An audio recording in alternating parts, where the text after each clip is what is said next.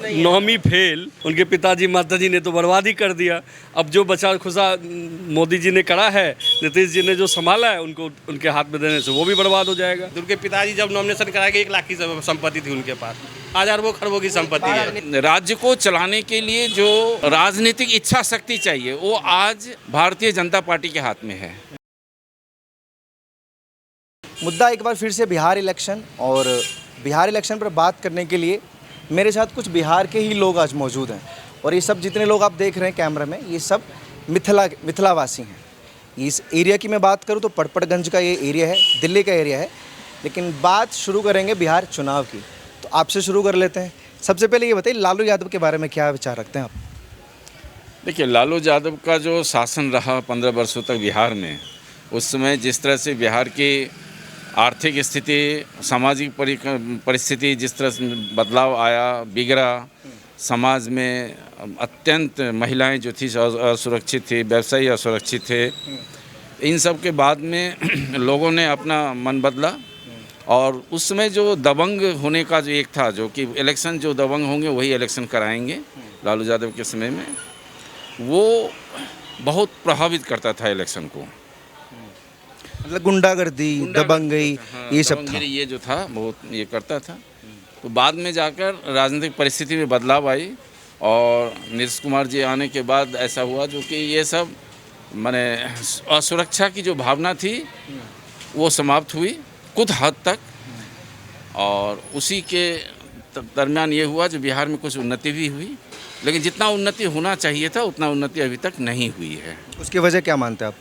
उसकी वजह है जो कि वहाँ की जो सामाजिक जो व्यवस्था है, हाँ, जो जिस तरह से लोग सोचते हैं, राष्ट्रीयता की भावना को पीछे रखकर हमेशा अपने निजी विचार के लिए आगे रहते हैं, उस तरह की जो बहुमूल्य शिक्षा जो उनको जिस तरह से पाना चाहिए उस तरह की शिक्षा वो प्राप्त नहीं करते हैं, जिसके कारण से राजनीतिक सचेतनता जो ज़रूरी है वो नहीं हो रही है वहाँ पे, और ये मूल परिणाम है। मतलब आपको, जैसे जो विपक्ष कह रहा है, आप उससे सहमत हैं फिर कहीं ना कहीं कि विकास की रफ्तार जो बिहार को चाहिए वो कहीं ना कहीं बिहार उससे अछूता है? मैं तो एक साधारण बिहार का नागरिक होने के नाते मैं इतना ही कहूँगा, जो जितने सारे बंद चीनी मिल हैं, पेपर मिल हैं, ये सब जो बंद पड़े हैं, इनको ही खोल देना।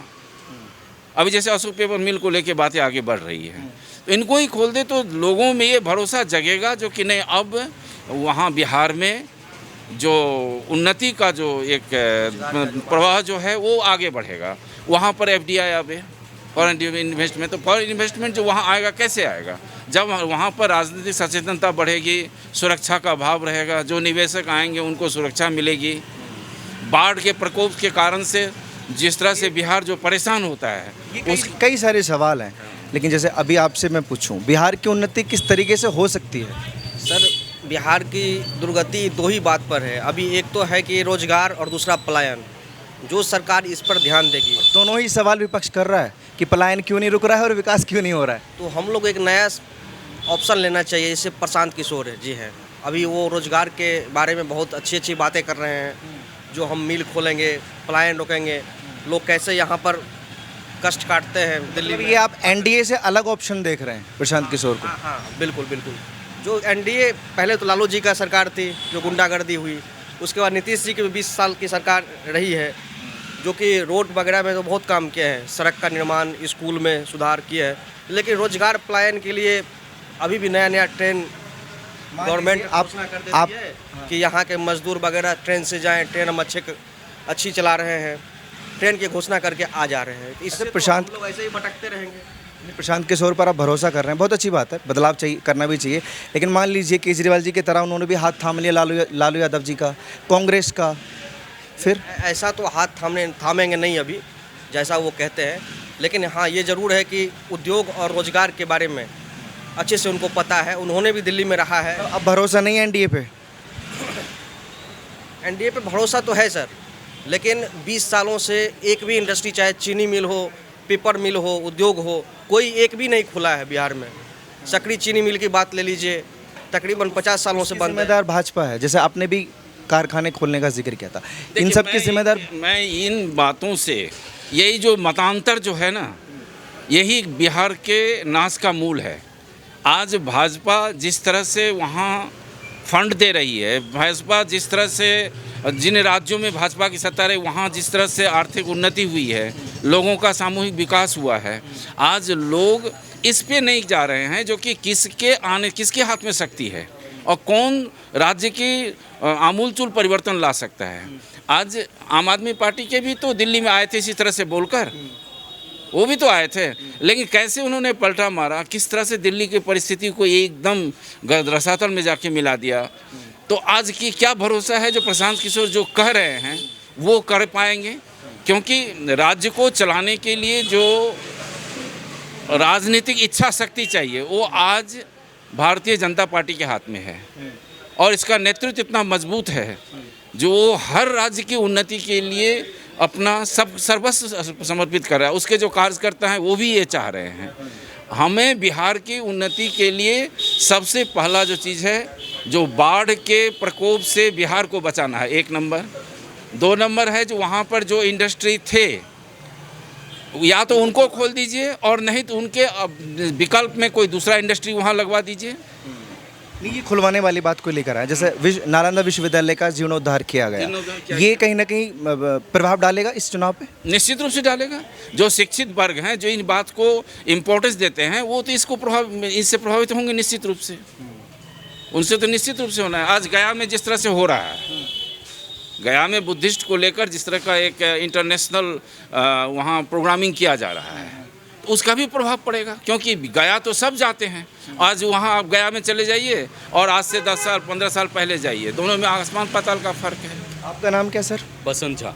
बसंत झा, आपका क्या ख्याल है? मेरा ख्याल ये है कि एनडीए बहुत बढ़िया काम कर रही है और मोदी जी के नेतृत्व में बिहार में काफ़ी काम हुआ है। आप देख सकते हैं इतना रोड नेटवर्क का काम हुआ है। आज हम यहाँ से गाड़ी उठाते हैं और अपने गाड़ी बाय रोड घर चले जाते हैं, इससे बड़ी बात क्या होनी चाहिए। और इंडस्ट्रियल भी खुली है, ऐसी बात नहीं है, इंडस्ट्री भी लग रही है।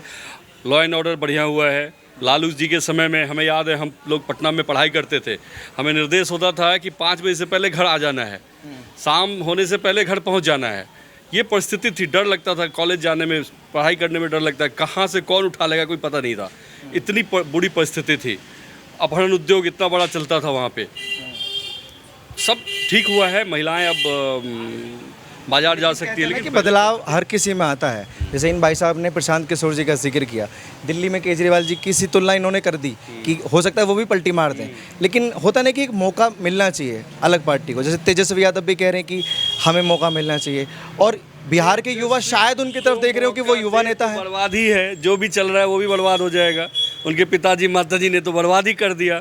अब जो बचा खुदा मोदी जी ने करा है, नीतीश जी ने जो संभाला है, उनको उनके हाथ में देने से वो भी बर्बाद हो जाएगा। आज तो एक नौवीं फेल वो अपने शिक्षा पे देते हैं, कैबिनेट में क्या बना पाएंगे वो क्या करेंगे? वो उनसे कोई उम्मीद नहीं है, किसी भी युवा का कोई उम्मीद नहीं है। वो सिर्फ एक जातिवादी राजनीति करते हैं जो बिहार में चलने वाला नहीं है। लालटेन नहीं जलेगी अब दोबारा? लालटेन नहीं जलेगी, वो एलईडी का जमाना है, लालटेन खत्म। आप कुछ कह रहे थे सर? जी, मैं ये कह रहा था, जो आप आज जो आम वोटर हैं उनके सोर्स ऑफ इंफॉर्मेशन का तो कोई अभाव तो है नहीं। मोबाइल देखे, इंटरनेट देखे, सब कुछ तो है। तो वो देखें ना जो कि कौन पार्टी कहाँ क्या काम कर रही है। आज गुजरात का उदाहरण लीजिए, मध्य प्रदेश का उदाहरण लीजिए, छत्तीसगढ़ का उदाहरण लीजिए, जहाँ परिवर्तन हो रही है कौन कर रहा है और किस स्तर से हो रहा है। तो अगर ऑल्टरनेटिव ही हमको किसी को देना है तो हम एक बार बीजेपी को पूर्ण समर्थन दे के सरकार बना देना। और ये जो बाहरी राज्यों का जिक्र किया, ये सवाल अगर मैं इनसे पूछूं, युवा हैं आप, कि बाहरी राज्यों में जो लोग सीएम या ऊंचे पद पर रहते हैं वो वहीं गृह राज्य के लोग होते हैं, और लालू यादव ने ही ये बात बोली है कि बाहर के लोग, गुजराती दो, बिहारियों का अधिकार छीनना चाहते हैं, जैसे उन्होंने गुजरात का एग्जाम्पल दिया। नहीं, ऐसा तो नहीं कहेंगे अधिकार छीनना चाहते हैं, बिकॉज जो डेवलपमेंट फेज देख रहे हैं, जिसने अपने स्टेट में डेवलप किया है वो चाहेगा दूसरे स्टेट में डेवलपमेंट हो, वो वैसे पैरेलल जाएगा। जहाँ पे वो अपने स्टेट में डेवलप कर चुका है, इतना कुछ इंफ्रास्ट्रक्चर इन्वेस्टमेंट ले आया है, तो वही चीज़ चाह रहे हैं कि वो बिहार में भी हो जाए। तो मेरा भी इनके साइड सपोर्ट यही है कि फुल फ्लेज में आए। अगर बीजेपी काम करना चाहती है तो फुल फ्लेज में आए। क्या कॉम्बिनेशन में क्या होता है संगठन में, वो आधी बात मानते हैं आधी नहीं मानते हैं, इसलिए लॉ एंड ऑर्डर अभी भी इफेक्टिव है। ये नहीं कि अभिव्यक्ति। मोटा मोटा मैं ये जानना चाहता हूँ कि आपको इस चीज़ से कोई आपत्ति नहीं है कि हमारा मुख्यमंत्री बिहारी होना चाहिए, ना कि इंटरफेयर कोई बाहर ये तो अभी डिक्लेयर नहीं हुआ है कि बिहारी होगा कि नहीं होगा, बिकॉज बीजेपी वहाँ कंटेस्ट कर रही है, मोदी जी करवा रहे हैं, उनके नेतृत्व में बनेगा। ये कहाँ कहा होगा कि बिहारी नहीं बनेगा, ये तो कहीं उन्होंने डिक्लेयर ही नहीं किया। अगर सरकार एनडीए की अगर हमारी होगी तो बात ही तो नहीं। इंटरफेयर तो वो करेंगे ना गुजराती लोग। नहीं, गुजराती लोग इंटरफेयर नहीं करेंगे, उनकी गाइडेंस में, because Modi ji holding the all the man powers, like कि इसमें डायरेक्शंस वही देते हैं, बिकॉज उनका एक विजन है, जो उनका विजन है वो बिहार में लेके आ रहे हैं, तो उनकी गाइडेंस पे चलेगा। तो ये कहीं ऐसा डिक्लेरेशन नहीं कि बिहारी हो, बिहारी ऑब्वियसली बिहारी ही होगा जो उसको होल्ड करके रखेगा सिम्बत को। आप एक उदाहरण, मैं आपसे उल्टा काउंटर क्वेश्चन कर रहा हूँ। बीजेपी जिन अन्य हिंदी राज्यों में, हिंदी बेल्ट वाले जो राज्य हैं, वहाँ पर वो जो सत्ता में आए हैं, एक उदाहरण आप दीजिए जो उन्होंने दूसरे राज्य से वहाँ ला के मुख्यमंत्री थोप दिया। नहीं, बिहार में भी अभी तक नहीं हुआ है। मैं बात इंटरफेयर की कर रहा हूँ, जो जिसका ट्रैक रिकॉर्ड है। एक प्रधानमंत्री इंटरफेयर नहीं करता है। प्रधानमंत्री किसी भी राज्य का हो सकता है, राष्ट्रपति किसी भी राज्य का हो सकता है। मुख्यमंत्री पर यह प्रश्न क्यों आता है? जो कैपेबल पर्सन है, और बिहार इसके लिए नामी है, जो Bihar is the one of the state who have got the every talent in every sphere. आज भी पूरा देश जानता है कि बिहार में कितना टैलेंट है। इतने टैलेंट वाले राज्य में क्या एक मुख्यमंत्री नहीं मिलेंगे? ये परिवारवादी पार्टी, एक मिनट, ये परिवारवादी पार्टी नहीं है जो लालू नहीं है तो राबड़ी बन जाए अंगूठा छाप। यहाँ उसी को मौका दिया जाएगा जिसके पास में क्षमता। जैसे मैं थोड़ा सा समय लेता हूँ, जब यूपी में मुख्यमंत्री बनाने का समय आया, कोई जोगी जी का नाम जानते थे और उनको बनाया गया, तो लोग सब कोर्ट में ये करने, अरे भाई ये क्या करेगा, कैसे। आज जो वो काम करके दिखा रहे हैं, विश्व में उनका नाम है कि नहीं है?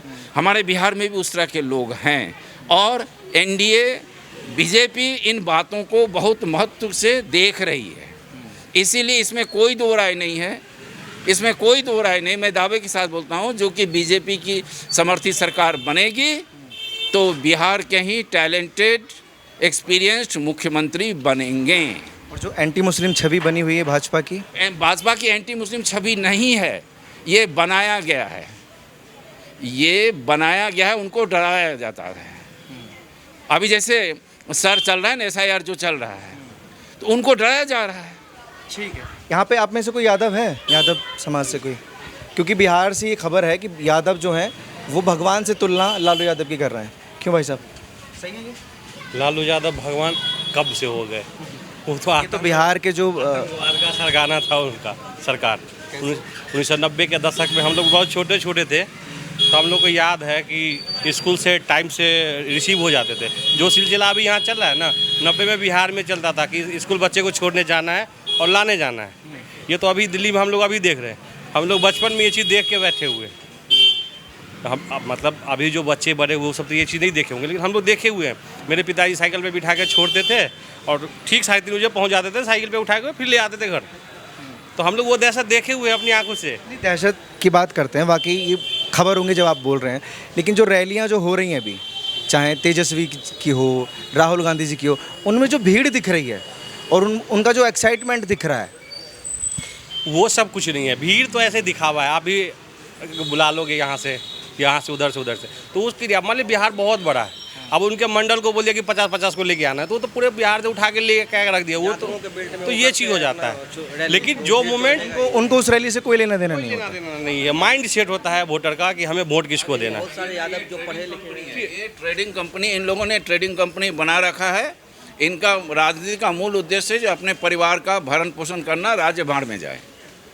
बीजेपी ना सांप्रदायिक पार्टी है, ना परिवारवादी पार्टी है। उसका मूल उद्देश्य है, प्रथम टॉप प्रायोरिटी है उसका राष्ट्र विकास। हाँ, और सबको सर्वे भवन्तु सुखिनः सर्वे सन्तु निरामया, ये सिद्धांत लेके। ये आपके हिसाब से सिद्धांत है ना, राहुल गांधी जी के हिसाब से कुछ और ही सिद्धांत है भाजपा का। अपना अपना सिद्धांत हो सकता है। तो राहुल गांधी आज क्यों चाइना के साथ में, चाइना के वर्कर, ग्राउंड लेबर वर्कर की तरह वो काम कर रहे हैं? ये भी तो लोग देख रहे हैं ना। हमारे सैनिक को वो बोलते हैं जो चाइनीज़ों ने पीट दिया। क्या एक विरोधी दल का नेता इतने पुराने दल के नेता को ये शोभा देती है जो वो ये शब्द का व्यवहार करें, जो पीट दिया, और उसमें सैनिक को असम्मान करना? आज जिस तरह से वो अभी जो ये हमला जो हम लोगों ने जो एकदम ये जो ऑपरेशन सिंदूर जो चलाया पहलगांव में जो हुआ। पहलगांव में, वो क्यों ये बार बार पूछ रहे हैं कितने राफेल गिरे, कितने राफेल गिरे? क्या वो भारतीय नहीं है? वो भारतीय में लोगों ने उनको वोट दे के एलओपी नहीं बनाया है? तो ये क्यों पूछ रहे हैं? तो अब ये भी एक ध्यान केंद्रित करने का जगह आ गया है, जो ग्राउंड लेवल वर्कर की तरह विदेशों का जो काम ये लोग कर रहे हैं। 2008 में आज तक राहुल गांधी का परिवार ये क्यों नहीं बताया जो 2008 में चाइना के साथ में उसका क्या समझौता हुआ? लेकिन ये चीज़ें ना जो बिहार के भोले भाले लोग हैं ना वो नहीं समझते। भोले भाले लोग जो हैं बोलते नहीं हैं, जानते सब कुछ हैं, सुनते सब कुछ हैं। और अब ये पहली वाली परिस्थिति ये नहीं रहा जो हम यादव है तो यादव को वोट देंगे, कुर्मी है तो कुर्मी को वोट देंगे, ये नहीं। अब वो लोग भी विकास चाहते हैं, उन्नति चाहते हैं। वो लोग भी परेशान है जो भाई हमारा बेटा बेटी दूसरे राज्य में जाके काम कर रहा है। सबसे ज़्यादा यादवों को ही ठगा है। सैनिटरी पैड वाला जो वो किया राहुल गांधी जी ने पहल मैं की तो है, समझता वो हूँ कुछ कि- काम नहीं करेगा वहाँ। नहीं, मैं तो ये समझता हूँ जो कि वो राजनीति के इतिहास में जघन्यतम एक प्रोपगंडा के रूप में लिखा जाएगा। आप महिलाओं के सम्मान के साथ में खिलवाड़ कर रहे हैं, और सैनिटरी पैड में अपना फोटो दे के आप क्या दिखाना चाह रहे हैं? आपको अपना नाम छप देना है, पैकेट के ऊपर में दीजिए। इनसाइड में आपने क्यों दे रखा है? इसके बहुत सारे अर्थ लोग निकाल सकते हैं ना। मुझे मीडिया के सामने बोलना नहीं चाहिए, बहुत सारे अर्थ निकाल सकते हैं। इसीलिए मैंने कहा जो जघन्यतम कर्म के रूप में ये इतिहास में जाना जाएगा। ठीक है। एक और व्यक्ति, क्या नाम सर आपका? शैलेंद्र झा। फेवरेट नेता बिहार में? बिहार में तेजस्वी। तेजस्वी यादव। क्यों? नाम चर्चा चल रहा है। उनको देख रहे हैं, जी जी। चिढ़ जाएंगे सुन के। नहीं, चिढ़ने वाली बात नहीं है। जो चुनाव हो रहा है उसमें हम तो दिल्ली के हैं, दिल्ली में वोटर दे रहे हैं बिहार के। लेकिन हम यही कहना चाहेंगे, वोट दो उसी को जो हकीकत में कार्य करता हो। तो तेजस्वी यादव आपको हकीकत के कार्यकर्ता नजर आ रहे हैं? केवल व्यंग में बोला है मैंने। ये क्या बात हुई? ये मैंने व्यंग में बोला है, हकीकत में व्यंग में बोला है। कहाँ जाएंगे? नेता है, उनको मौका मिलना चाहिए, नहीं मिलना चाहिए? अगर तेजस्वी क्या ट्रेडमार्क लालू यादव, अगर उसको हटा दिया तो उसके पास है क्या? वो हमारे साथ बैठे तो पानी पिला दे उसको। कुछ नहीं है उनके कुछ पास। नहीं है। अगर लालू यादव को हटा दो तो क्या है? कुछ नहीं है, कुछ नहीं है। आपने उनके वादों की लिस्ट देखी है? अरे वैसे ही उनके पिताजी बहुत लिस्ट किए थे। उनके पिताजी जब नॉमिनेशन कराए गए 1 लाख की संपत्ति थी उनके पास, आज अरबों खरबों की संपत्ति है। ये आप लोग तेजस्वी यादव जी के मजे ले रहे हैं। जो नेता भाई को भी अलग कर दिया। एक मिनट में, जो नेता सूत्र को मूत्र से कंपैरिजन कर रहा है, उसकी एफिशिएंसी और क्वालिटी के ऊपर में आप क्या कहेंगे? वो तो कहते स्लिप टंग हो जाता है, किसी का भी हो सकता है। स्लिप उनका बहुत बार हुआ है। वो स्लिप वो तो रिजिड है। वो तो सूत्र और मूत्र को एक साथ कर रहे हैं। अगर बिहार के लोग शाकांक्ष हैं तो ऐसे नेता को ऐसा सबक सिखाएं तो जिंदगी भर सत्ता में ना आ सके। सबक सिखाना चाहते हैं। सबक- मान लीजिए बोलना भले ना आता हो सकता है काम बढ़िया कर दें। काम क्या किए उन्होंने? वो भी तो 5 साल चलाए ना, कहाँ उप मुख्यमंत्री तो वो भी रहे हैं ना। तो उन्होंने काम क्या? एक काम जरा उल्लेख करके दिखा दीजिए।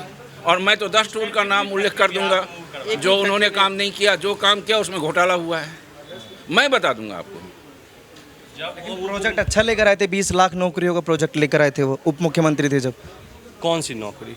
कैसी नौकरी? दी ना दी उन्होंने वो जाने, लेकिन प्रोजेक्ट था उनके तो पास। हम भी बोल देंगे कि मैं भी नौकरी दूंगा, मुझे प्रधानमंत्री बना दो, मुख्यमंत्री बना दो।